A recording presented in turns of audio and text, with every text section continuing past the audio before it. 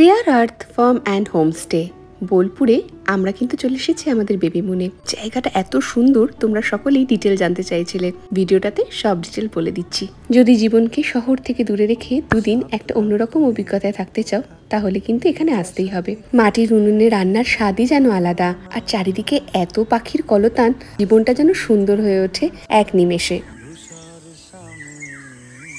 আমি যেমনটা ভালোবাসি সেরকমটা পরিবেশ।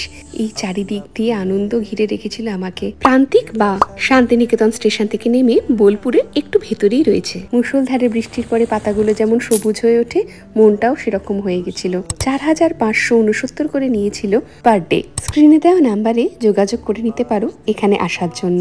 সত্যি বলছি, আমাকে বিশ্বাস করো, এখানে আসলে বাড়ি ফিরে যেতে আর মন করবে না। তবে হ্যাঁ, এখানকার প্রাকৃতিক শোভা ওরা ঠিক যেভাবে যত্ন করে রেখেছে, এখানে আসলে তোমরাও সেভাবে রেখো।